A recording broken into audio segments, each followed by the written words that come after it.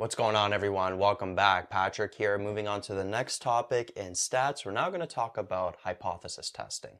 And this is a pretty big topic in stats, and we're going to get really technical with this. There's going to be a lot of different types of hypothesis testing to do. But as usual, what I'm going to do is try to start at a high level, really general, explain hypothesis testing from a bird's eye view. And then as the videos go on, I'm going to get more and more technical. So hypothesis testing, there's different ways to look at it. The way I like to look at it or think about it is asking myself, have things changed? Right? And even actually, if you want to get more specific, have things changed in a population? That's it. So I realize this is a pretty general question, like what is things? What does that mean?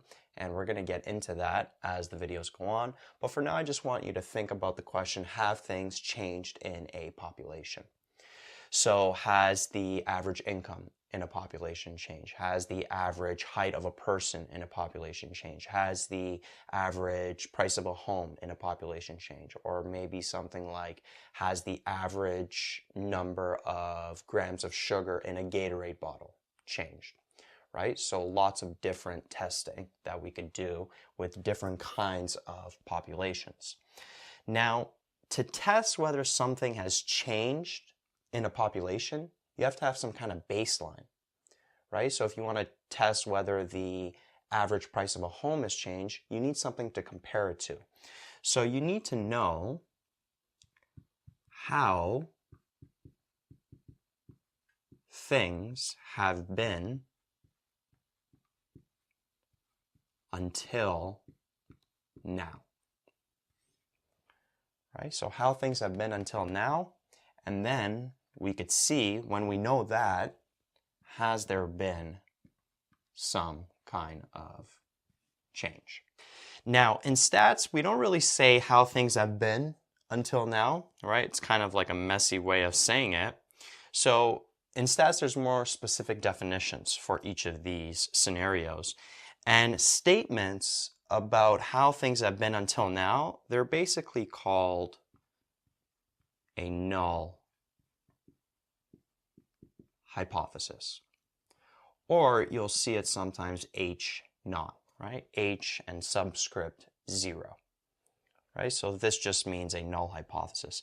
And basically, a null hypothesis is a statement or a currently accepted truth about a parameter in the population. Right? So if we're looking at maybe the average price of a home in a certain country, the parameter is the average price of the home in the country. And so maybe up until now, the average price of a home, or the currently accepted truth, what we've taken as truth up until now, is that it's 400,000. But what happens is researchers start coming along, people start coming along, and they start saying, no, this is not correct. The null hypothesis is not correct. The average price of a home in a country is not 400,000. That has changed. And so what they do is they come in and make an alternative hypothesis, right? And that's sometimes represented as H subscript A.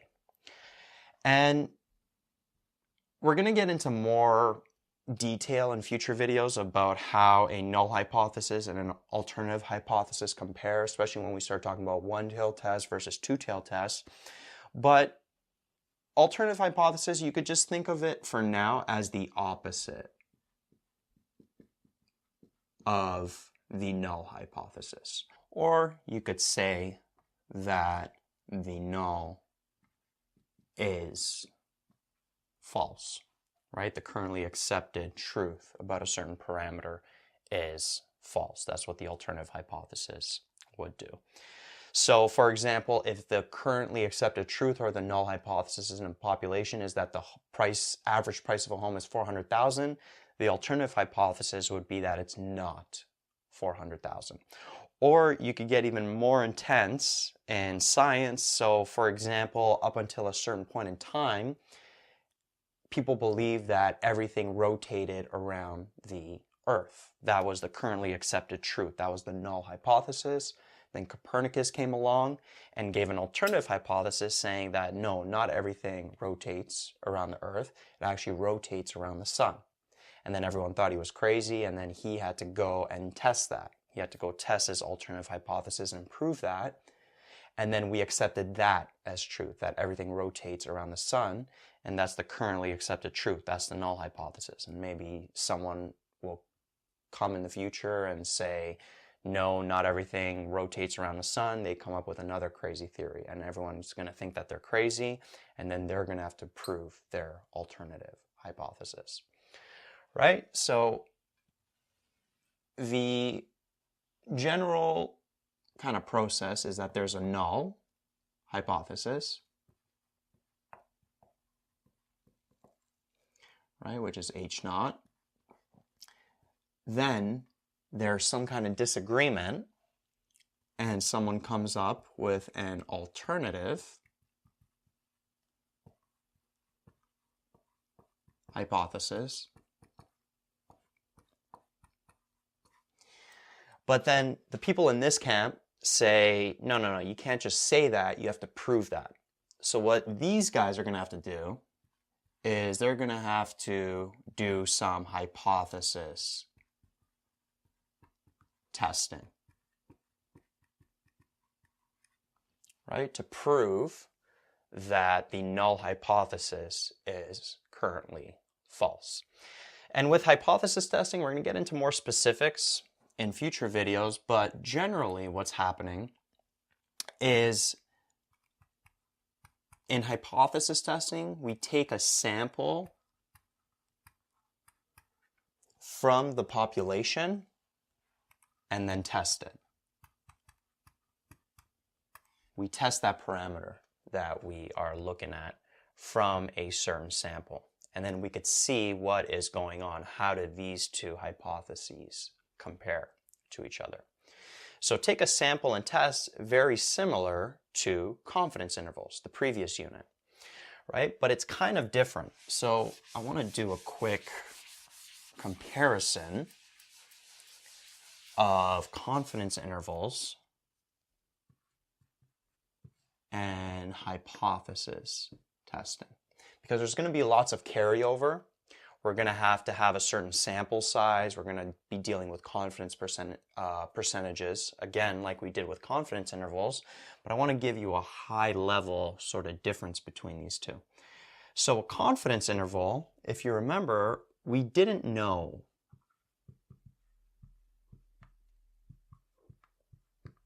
the population parameter that we were looking at.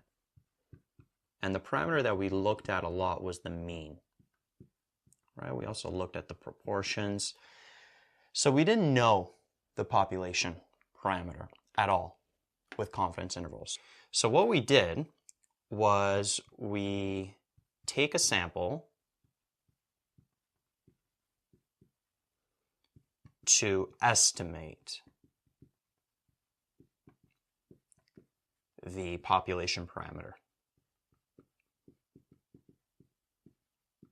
Right? We took a sample to estimate the population parameter, or to have an interval, estimate within what interval it's going to be and how confident that that parameter is going to be within that interval. So that's the general process of how confidence intervals work. While with hypothesis testing, it's a little bit different, because we have initially an accepted value of the population parameter that we are looking at. Right? So that's one of the differences right there. Here we don't know what the population parameter is. Here we already have some kind of accepted value of the population parameter, right? Some kind of null hypothesis, maybe from previous studies or historical data.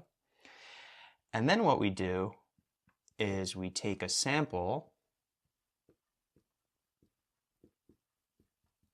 to see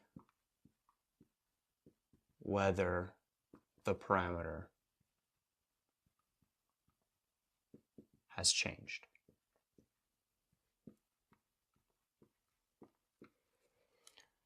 Right? So in both of these, we're taking a sample, but it's a little bit different. We don't know the population parameter here, take a sample to estimate it. Here we have an accepted value of the population parameter up until a certain point, and then we take a sample to see whether the parameter has changed. That's the difference between confidence intervals and hypothesis testing. Now, if you were to take this process here and give it to the average person that has not taken stats before, and you just kind of explain to them that null hypothesis statement about a currently accepted truth, this is an opposite statement, then we're going to have to test. What are the two general results that someone is going to say that can happen from the hypothesis testing? Well, they might say that either the initial statement is true, so either the null hypothesis is true, or the alternative is true.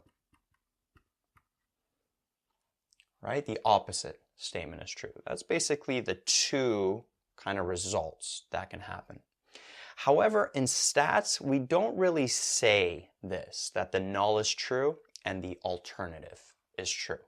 Instead of saying that the null hypothesis is true, what we say is that we fail to reject the null hypothesis. And the reason why we don't say that something is true is because if you think about it, it's very hard to prove that something is actually true, right? If they say that the average income of a person is $50,000, can you actually prove that that is true?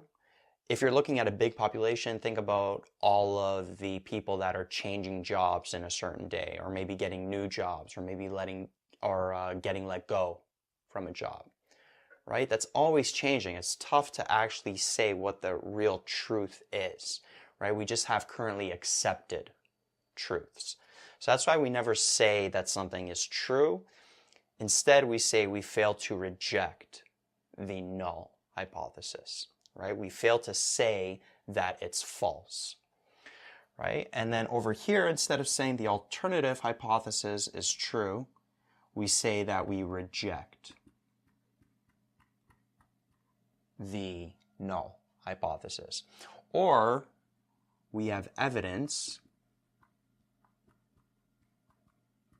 that the null hypothesis is false, right? So we're getting kind of into crazy sort of logic here, but you can't, the reason you could say this is because you can prove that something is false, but you can't prove that it's true. So I'm going to write that here actually. So you can't prove truth, but you can prove false, right? It's kind of like the innocent until proven guilty. So you can't prove innocence, but you can prove that someone is guilty, right? So everyone is assumed to be innocent, but we can prove that someone is guilty, but we can't prove that they're innocent. We just assume that they are, right? So we fail to reject the null. So when we fail to reject the null, it doesn't mean that the null is true,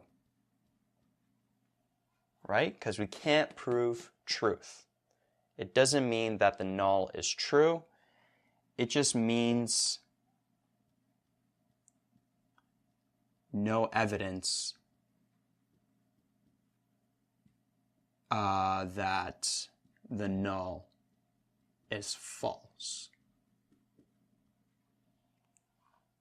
right? And so we accept the null as true. Right? This is kind of important. This may even come up on your test. So you might get a multiple choice question saying, giving you different combinations. They may say, so if you fail to reject the null, it means that the null is true. Or you fail to reject the null, and it means that there's no evidence that the null is false, right? Those might be two potential answers, right? Two potential options in a multiple choice, and the average person might look at that and be like, wait, those are kind of like the same thing, right? They might get confused, but they're not really the same thing because of this, right? That's why this is kind of important to know. So then here, when you reject the null, evidence that the null is false, and then you also have evidence that the alternative hypothesis, you might see evidence that the alternative hypothesis is correct in certain textbooks. The way I like to think about it is evidence that the alternative is more true than the null hypothesis, right? And so now in the future, you're going to have a different null hypothesis if this happens over here for future hypothesis testing, right? So that statement kind of gets switched, if you like to think about it that way. So again, this stuff, this logic stuff, it might be a little bit tough initially to get your head around, but the most important points of this here are these two right here. Right? Those are the two potential results of hypothesis testing. You don't say that the null is true, you say that you fail to reject the null. You don't say the alternative is true, you say that you reject the null. Those are the two options that can happen.